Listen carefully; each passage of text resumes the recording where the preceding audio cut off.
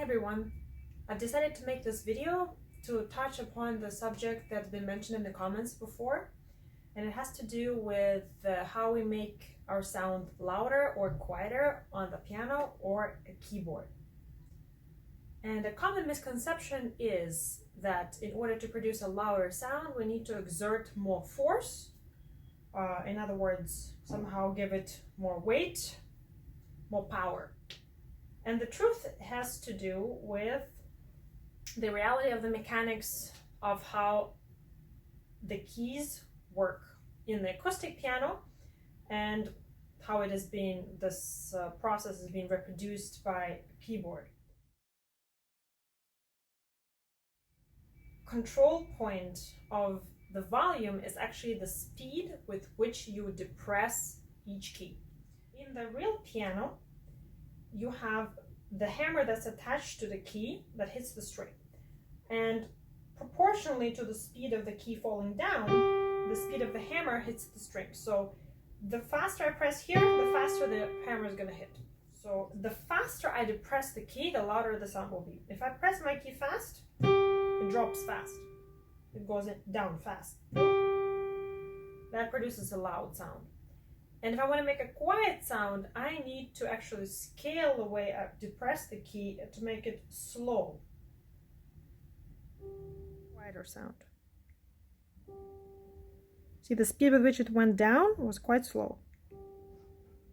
Fast and loud, quiet and slow.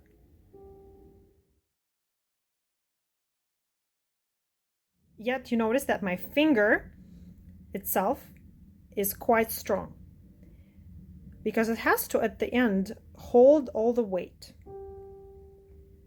See my fingertip? The quieter the sound, the more effort my finger needs to make in order to adjust the speed with which it falls down. Because if we have a louder sound, we don't need to control anything, we can just let it fall, let it drop. And no control needed. But for a quiet sound, we actually need to be alert, and we need to be very precise with how we touch this. If I'm going to attempt to make a quiet note with a weak finger, like this, see, it didn't even sound.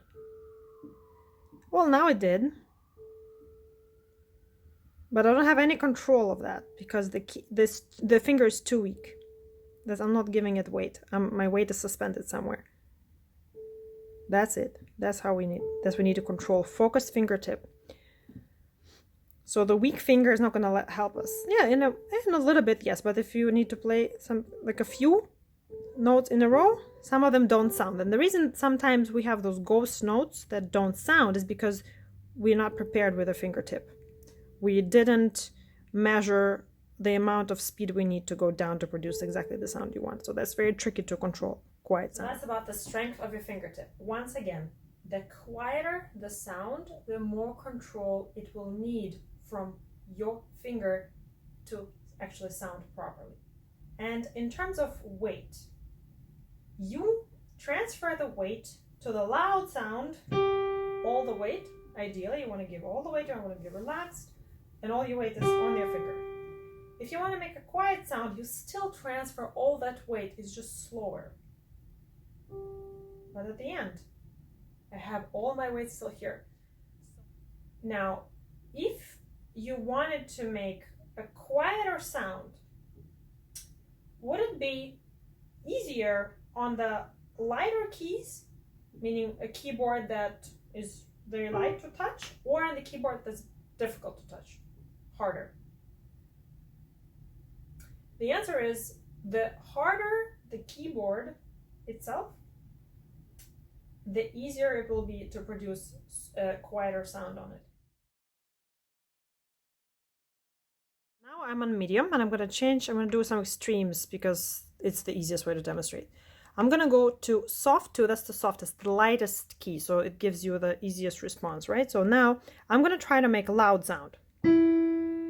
Easy because it's already a light key, so it will go down with ease and speed. Just boom, that's it.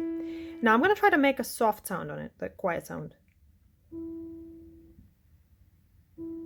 It requires a lot of effort from my finger to control the speed.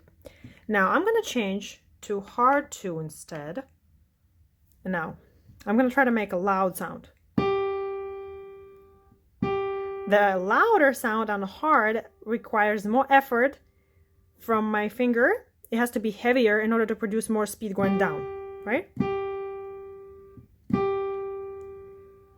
And the softer, quieter sound, quite easy. I can actually make my finger even weak like this and still work, see?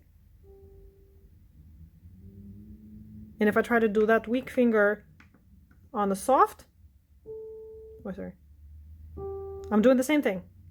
See how much louder the sound is? I'm not changing, I swear, I'm not changing anything else. Look. See? This is why with a hard, the heavier the key, easier it will be for you to control your quiet sound. But it will require more effort to produce that momentum to create more speed for the louder sound. So just to sum up, heavier key, heavier touch will by itself create the resistance, which will make the depressing process more difficult. That means it will be easier to depress the key slower because something is resisting your touch. And the opposite is true for the softer touch because the resistance is minimal, so it will be very easy to produce a louder sound. So in order to slow down your speed, you will need much more concentration from your finger, much more effort and much more strength to create that resistance within your finger instead of the key having all that resistance. So if you are a person who prefers your music mellow, soft, quiet, and you like that hazy sort of tone, then you might want to choose a keyboard that has this heavier touch, or if you have a keyboard like this Yamaha P515 where you can adjust the touch, that for you the harder touch will actually be closer to what you're looking for in your playing than the soft touch, which is great for something brilliant and fast and loud, some etudes, or if you like to play very virtuosic fast pieces that are loud, then the softer touch is what you probably enjoy more than the hard. And if you're somebody who is open for any type of challenge, then you can just do it on the medium and then control it your own way. Okay, now one of the things that might be useful tip for you, how to shape that volume of the sound. So if you are, for example, playing something that requires more momentum, more speed to produce a louder sound, why do we sometimes raise our fingers higher and then go lower? For example, that Chopin etude, I'm gonna play that with big amplitude to go down, to have that. And if I want to have the same passage in quieter, like pianissimo, right? See, I'm going right from the key. I'm gonna lift before, but then, see, I'm starting from here because I want to create less momentum because I don't need that speed, because I need to go as slow as possible, right? Versus I fall down from, that's one way, for example, for you to adjust loud and quiet sound, right? So if you want a quieter sound, if it's like an ending of a phrase, you don't want to go, that's not necessary. But if you want to, on the contrary, so you want to go as close to the key as possible. And if you want to go louder, you can go on purpose. You can even raise your finger more, right? Versus if you are already reaching the maximum speed with which you can press the key and you really need even louder sound than that, the reason why pianists sometimes jump on the chair is because they need to create that more power, more force, that actually power comes not just from your finger, of course it comes from your arm, from your back, and then this gives this bigger impact. So for example, I don't know, this part for the Chopin.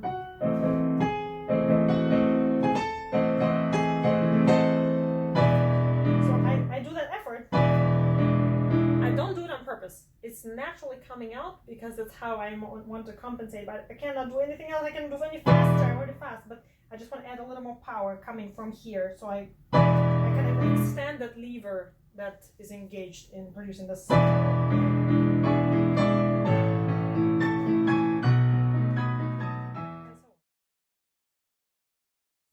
What are the difficult techniques for pianists? Is actually playing fast passages quietly. For example, this one.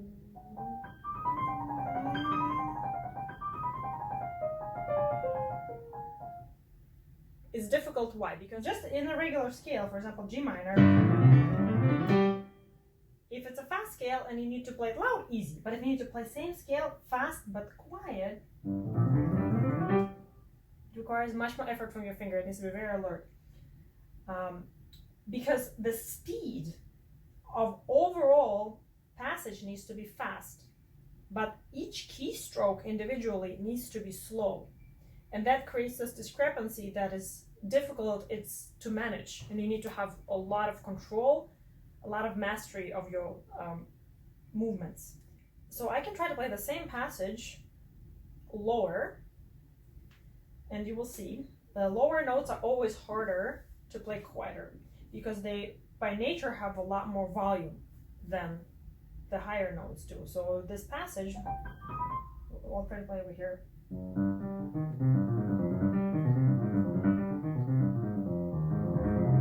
So you heard there were some ghost notes in it which didn't sound because I didn't have enough control.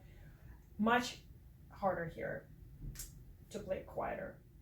So when you hear somebody playing fast and loud, now you know that it's actually not as difficult as playing fast and quiet.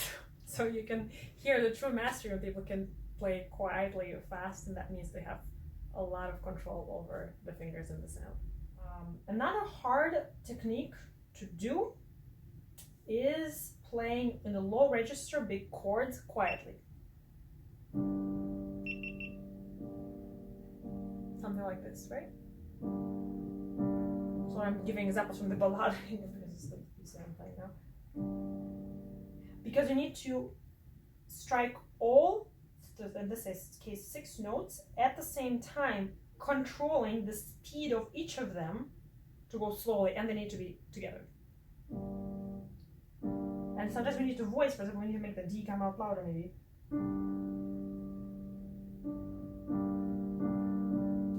It's not easy. And the last thing I wanted to mention is how that left pedal that we have affects the sound and what it actually does to the mechanics to make the sound muffled in a way. So it doesn't really put any damper, any cushion, any sordine on the strings, not really. What it does, it brings the hammers closer to the string. So in an acoustic piano. And here on the keyboard, it's replicated, this mechanism, how it's replicated, that I don't know exactly. But the mechanism of the acoustic piano is so that the hammers are being raised to be closer to the string.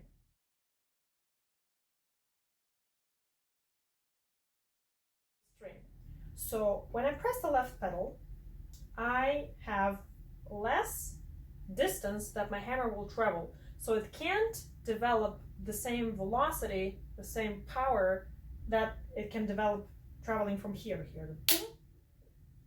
Much less. So no matter how hard I try to do forte, it will never be the same forte with having the amplitude of the full without the pedal. I'm doing the same force. I'm doing the same speed, right? Speed is the same with the left pedal. See how much? That's all it is controlling how much distance there is for the hammer to travel to create lesser impact. And of course, it's much easier. This is why it's so much easier to produce quieter sound while the left pedal is depressed. because my 100% volume is already so much lower than my 100% volume without that pedal. So my effort of the finger can be much less to achieve the softer. So with the same effort on my finger, I can achieve much quieter sound than I would. So I'm gonna do the same thing, and I'm gonna release my left pedal. See? I'm not changing anything except the pedal. Back. Without. See? So that's just a little video for you to hopefully understand more how exactly you can shape your forte and piano, your loud and soft sound, and what is involved, so you can avoid making extra efforts that are not really contributing to the actual results of your sound. I hope this is helpful, and thanks for watching.